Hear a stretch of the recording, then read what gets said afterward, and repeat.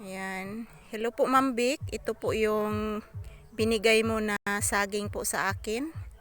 Yan, rose banana po ito. Binigay ni Ma'am Miwar the Parrot Mix Vlog from Kuwait. Ayan, gikan ni sa Valencia mga palangga at ipinadala po ni Ma'am Miwar po dito sa akin. So ayan, malaki na po Ma'am Vic yung isa. Ayan, malapit na po itong magbunga yung isa. At yung isa, ayan. Sumusunod pong lumalaki ang isa mga palangga. Ayan po. Yan po ang pinadala mong saging Ma'am Vic.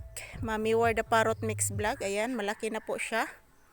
So sana po magbunga na din ito. Baka next year guys, magbunga na po itong saging. So sabi ni Ma'am Miwar the Parrot Mix Vlog is rose banana po ito. Kasi yung isang pinadala niya, yung lakatan is hindi po nabubuhay. Hindi po nabubuhay. Ito lang po ang nabubuhay mga palangga. Yung rose banana. Yan. Malapit na po itong magbunga guys. Ayan, abangan po ninyo ang aking pagbablog pag magbunga na po ito. Yan, dalawa lang po ito guys. So sana sa Bisaya pa na magsaha na ni mga palangga para makatanom taglain nga area. Kung magsaha na ni siya guys kay panagsarata ka kaon og saging nga rose banana. Yan po. Salamat ani Ma'am Miwar the Parrot Mix Vlog ha sa pagpadala nimo aning saging.